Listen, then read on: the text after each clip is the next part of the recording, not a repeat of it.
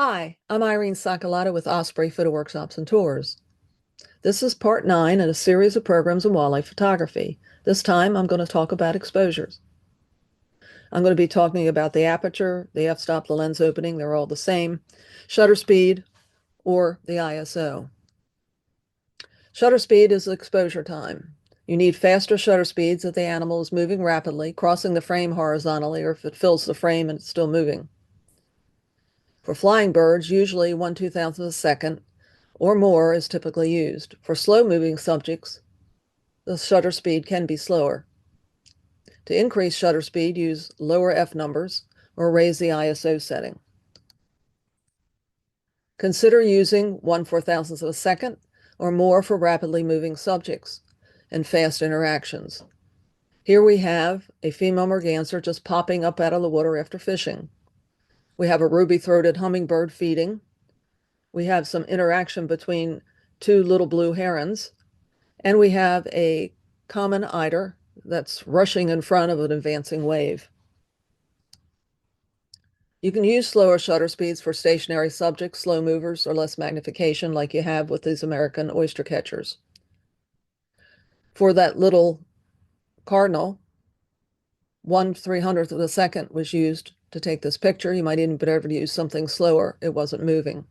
For slow flyers like this roseate spoonbill or some of the herons, you can use slower shutter speeds. For a bird braking for a landing or facing into a strong wind, again, you can get away with slower shutter speeds. F-stop, that's that lens opening or aperture. This photo was taken with the lens opening near or at its maximum opening. That means that's that lowest F number. The lower the F number, the more light reaches the sensor, so you can use faster shutter speeds. However, with low F numbers, you have a limited depth of field, and that can be positive, as with this background here, where the background is very out of focus. It can be negative, say, if that bird was facing you and the eyes were sharp, but the bill was blurred. In the case of this tropical frog, you have a shallow depth of field due to the high magnification. He's a little guy. Since the red eyes are what I wanted to emphasize, I focused on them, chose a shallow depth of field, and I wanted to make sure that the eyes stood out as the rest of the frog receded into the background. Higher F numbers are needed if you have multiple subjects and you want them all to be in focus. It's best if the animals are equidistant from the camera, as these raccoons are almost equidistant, and certainly the swans are. With very high magnification, higher F numbers may not help. You may only have a couple millimeters of depth of field to work with. It's best to line up the face of the lens parallel to the surfaces you want to capture, and if necessary, if that doesn't work, then magnify less and crop in post. In many cameras, you can check the sharpness of critical areas by choosing some selection on the camera to increase magnification. That way you can check each subject and make sure they're all in sharp focus. Focus peaking is a menu option in some cameras that shows you what's going to be in focus by providing a colored outline around the in-focus areas. To add interest and variety to your photo collection, you might try using slow shutter speed with action. You can try panning using speeds such as a 30th or 60th of a second and moving the camera along with the subject, keeping it in focus while blurring the background. This provides a sense of motion and speed and helps separate the subject from what's behind it. You can also use slow shutter speeds to add variety to a portfolio with some abstract images. That can be fun. In the upper picture there, we have snow geese taking off. In the lower picture on the left, we have some macaws. And then we have a little altercation between two mallards on the right. ISO controls the camera's sensor sensitivity to light.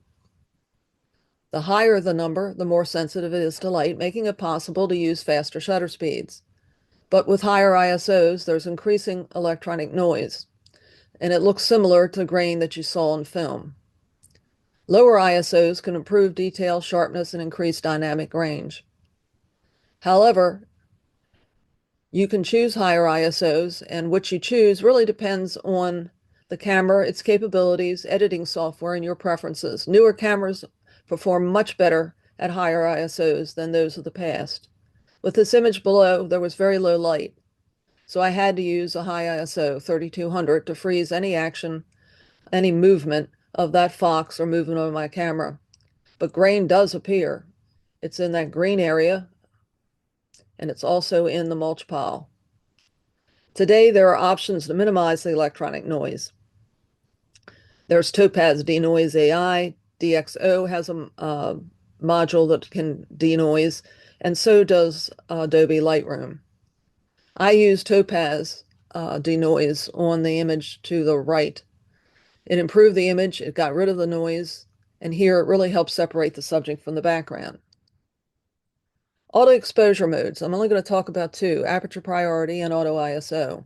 There is also shutter priority, which I don't use. Both of the above can be useful, but can also introduce some problems. Aperture priority, you set the aperture and the ISO, and the camera sets the shutter speed, and it's useful for subjects that are not moving from one background to another that differ in brightness. It's also useful when the scenes are uniformly lit as below. It has an advantage that if the light level on the subject increases or decreases, the camera adjusts the exposure, altering the shutter speed.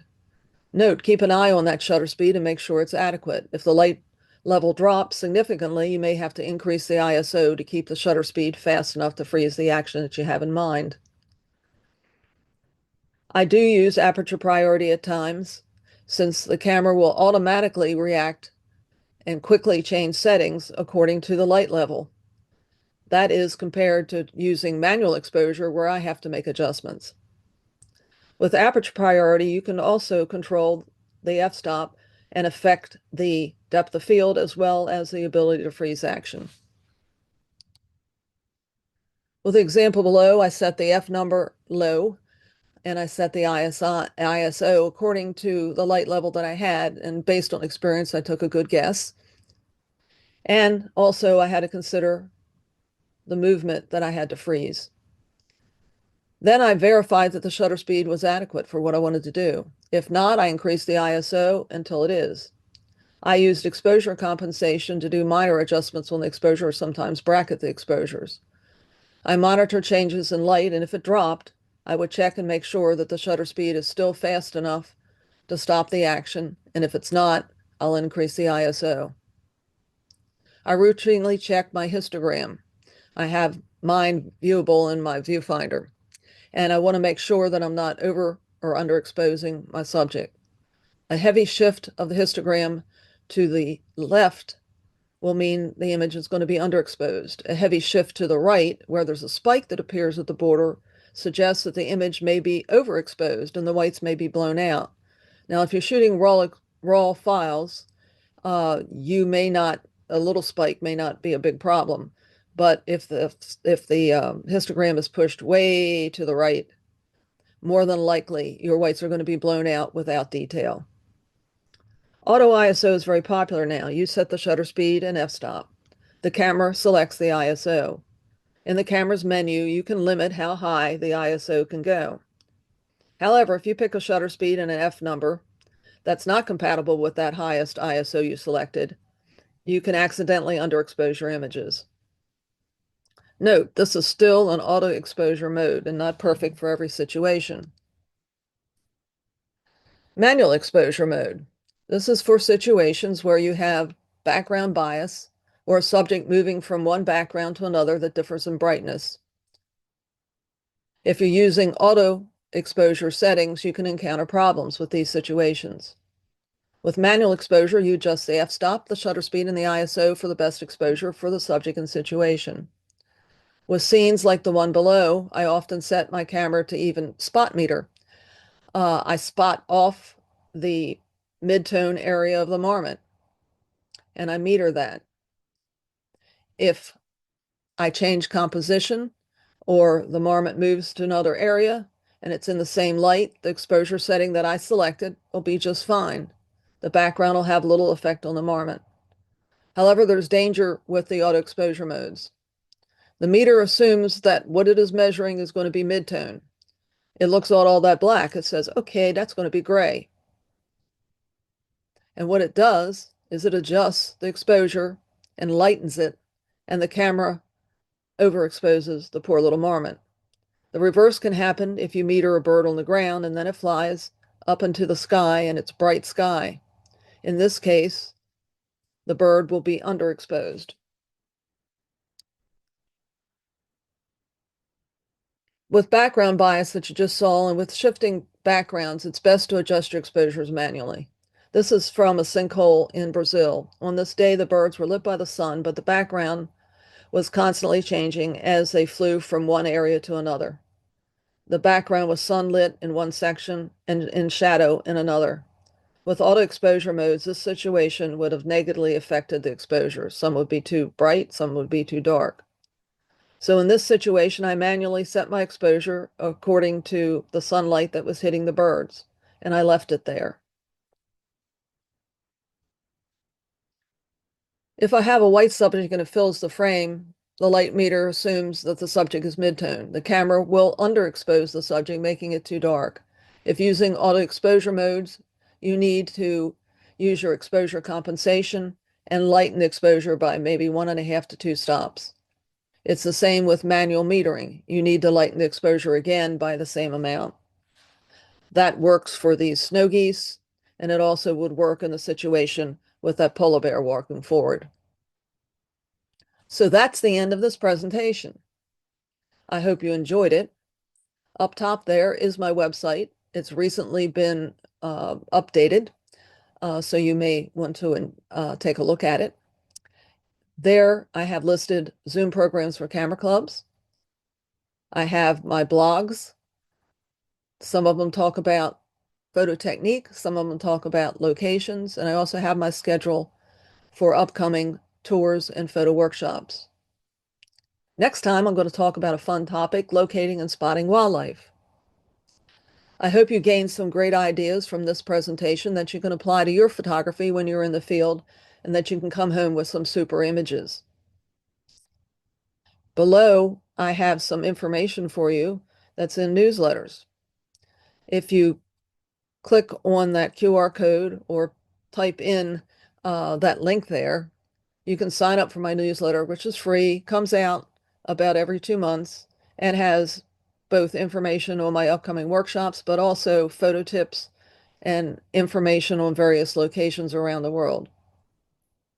The second link will take you to my YouTube channel, which this happens to be on, but there's other programs and some short videos there. Again, I enjoy putting these programs together. It gives me a chance to look at some older images that I've forgotten about. It also gives me a chance to show some of my more recent work. I hope you subscribe to this YouTube channel. I hope to see you back here again. There's going to be some more exciting information coming up, like I say, locating and spotting wildlife, but anticipating action, capturing those great images. So I hope to see you again. Subscribe, and I'm going to go away, and I'll see you next month with a new program. Thank you so much.